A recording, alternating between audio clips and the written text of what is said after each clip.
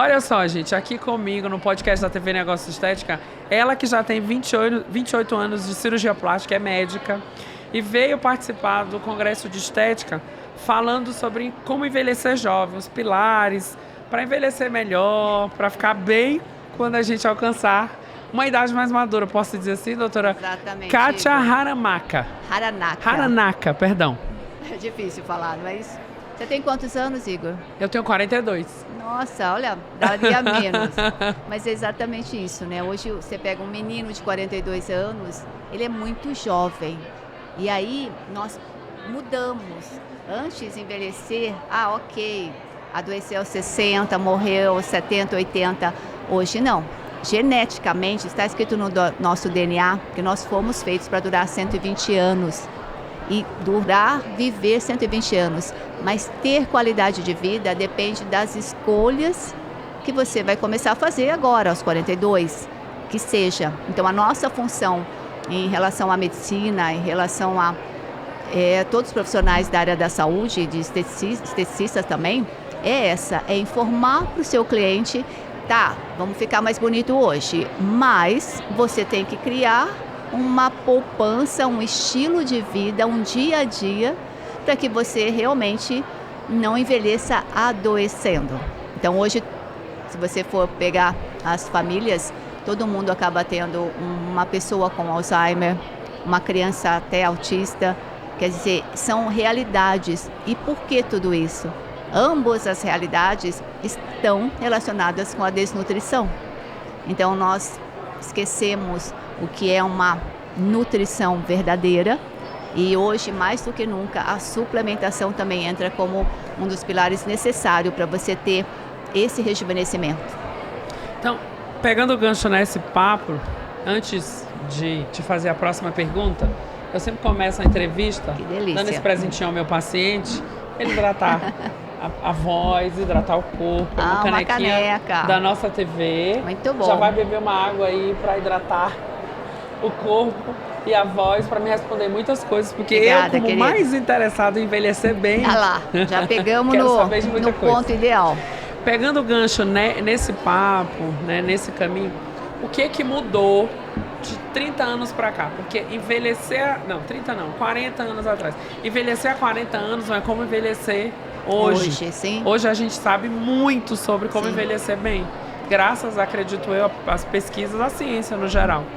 O que, na sua opinião técnica como médica, não só como pessoa que usufrui dos benefícios de envelhecer bem, o que mudou? O que a senhora diria para o seu paciente se eu estivesse lá no seu consultório? Doutora, o que mudou para eu chegar aos 42 com uma carinha aparência e uma energia de 22, não é assim? Exato. Sem dúvida. Hoje a informação ela é disseminada. Então, se você der um Google aí, procurar no YouTube, no Instagram, você vai ver que a informação, ela existe, tá? Informação errada, informação certa, mas cabe às pessoas o estudo. Porque há 30 anos atrás, modificou-se muito a nossa alimentação. Então, ela tem esses 30 anos. Da mesma forma que nós melhoramos em tecnologia, em diagnóstico, em suplementação, nós também colocamos mais substâncias ruins no nosso dia a dia, na nossa alimentação. Então, ok, nós conseguimos fazer esse morrer de uma forma longeva, mas será que a gente está durando mais com qualidade de vida? Então, hoje eu vejo que se você olhar aqui nos estandes, os jovens mesmo entre 20 40 anos, eles estão inflamados, eles estão obesos, eles estão com uma cintura abdominal maior do que devia estar. Então, a pele, o cabelo e a unha, ela é o primeiro motivo para você procurar ajuda. Então, isso é o início de uma caminhada. Viver bem significa estudar o que você sente e a procura daquilo que você sente, mas as pessoas não conseguem diagnosticar, né? Então, a minha missão como médica é isso. Eu sou palestrante e falo muito sobre os pilares. Tem que corrigir os hormônios. Mulher, você é um menino, você é um homem. Mas as mulheres, elas sofrem muito com o climatério que começa aos 35 anos. que é a deficiência de progesterona. Depois ela evolui para a menopausa. E a gente acha que isso é normal. Então, hoje em dia a tecnologia nos deu os hormônios que vêm do inhame, que é o estradiol, ou vem do cará selvagem, que é a testosterona. Então, nós conseguimos usar de uma forma saudável e fazer com que o corpo se sinta e fique jovem. Então, ter hormônio é ter humor. A presença do humor... Aquela energia que a gente quer por tantos anos na vida. Isso é corrigir os nossos hormônios. Eu acho que assim, isso é o que mais mudou nos últimos 30 anos.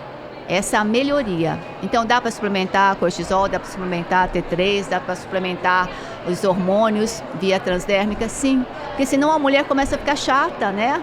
Então, a gente vê, às vezes, as pessoas brigando por bobeira. Mas por que elas estão brigando por bobeira? Porque ou elas não têm cortisol, ou elas não têm hormônios testosterona, estradiol, estriol e progesterona. Então, fazer esse equilíbrio. Então, estude, você que está nos ouvindo, estude, né? Pegue a sua saúde, mas assim, estude de caderninho mesmo. E você vai ver que você vai encontrar soluções, porque elas existem. Agora eu vejo que tem o seu nicho, o seu campo de atuação, tem a pegada da estética integrativa, né? Cirurgia plástica, Sim. Fala de envelhecimento não só através do corte, que é uma forma também de envelhecer. A cirurgia plástica rejuvenesce muito. Mas ela rejuvenesce de uma forma só externa, né? Você só estica algo que está flácido. Não. Hoje em dia até, Igor, eu não faço cirurgia plástica. Eu faço só uma pálpebra, tem um centro cirúrgico na minha clínica, mas só ficou para a pálpebra. Hoje eu oriento as pessoas a envelhecer com essa saúde e a corrigir. E a mudar os hábitos mesmo. Não adianta fazer uma lipo se você não malha, se você não zerou glúten. Você tem que entender o porquê, né? Então, entendendo o porquê, a gente muda. Tá. Fala um pouquinho da sua importância como cirurgiã plástica, como médica num congresso de estética. Eu falei aqui no começo que ela participou do nosso congresso ali, que começou hoje com a Ana Cláudia. Sim. Fala um pouquinho do que a gente viu lá, do que foi dito, do que a senhora trouxe de importante para os profissionais da estética. Olha, a Ana Cláudia, uma querida, né, me convidou para esse evento, para estrear às 10h30 ali no plenário. Foi a primeira palestrante. Foi a primeira, exato. Tinha que abrir abrindo mesmo, né, e foi muito legal. Mas a importância de trazer outros saberes para quem está trabalhando com a estética. Esse saber nem tudo depende da gente, nem tudo depende do nutricionista, do esteticista, não. Nós precisamos olhar também, ou pelo menos solicitar exames que diagnostiquem que a pessoa tem deficiências. E aí a gente traz essa deficiência do cortisol, a deficiência do T3, a deficiência dos hormônios sexuais. E corrigindo isso, é como se a pessoa pegasse no tranco mesmo, ela começa a resolver. Senão o próprio esteticista ou profissional da área de beleza, ele começa a ficar triste, porque ele vê que ele consegue até um certo ponto, depois dali não vai mais, né? Seja com ele, seja com os clientes dele, mas algo precisa ser mudado, e é isso que foi legal, né? O Eduardo disse, nós mexemos com estética há 30 anos, mas nós desejamos trazer algo mais, então tudo começa de dentro para fora, sim, mas esse de dentro para fora, o que eu como, o que eu bebo, o que eu sinto, ele depende também desse alcance que a gente vai ter para as pessoas despertarem nela a curiosidade de estudar.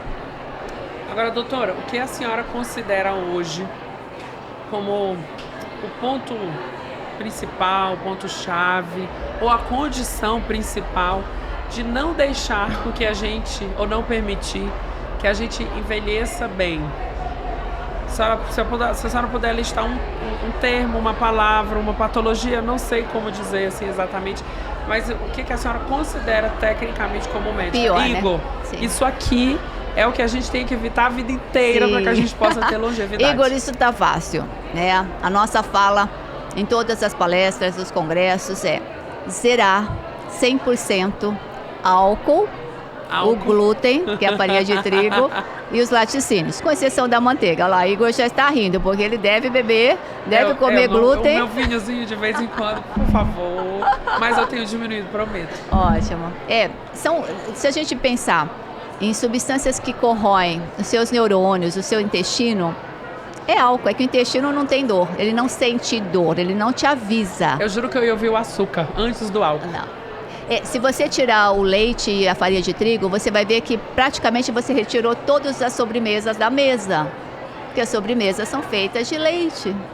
E aí, tire o leite, tire a farinha de trigo e o álcool, você será um longevo. E você será feliz, porque o álcool, ele muda o seu ser. O álcool inibe o seu inibidor. Então, quando você inibe o seu inibidor, você é outra pessoa. Mas você é outra pessoa por 3 horas. E depois você vai ter que lidar. Olha, eu vou confessar uma coisa, que a senhora, claro, não sabe, a gente se conheceu hoje aqui no podcast. Eu cometi uma gafe de não ter tantas informações de uma profissional tão renomada do setor. Mas eu falo muito de lipedema, eu sou fisioterapeuta dermatofuncional, já estou há 20 anos de profissão, sou professor universitário. E eu falo muito de lipedema e a gente aborda um pouquinho sobre essas questões. E sempre nas minhas aulas, eu tenho uma referência em casa de 102 anos. Aí eu pergunto para minha avó: vovó, me fale como viver tanto tempo. Juro por Deus que ela me fala: meu filho, eu nunca bebi na vida. Ah lá, vai pela sua avó. Ferrou comigo. Não, você pode mudar. Aí eu, não é possível.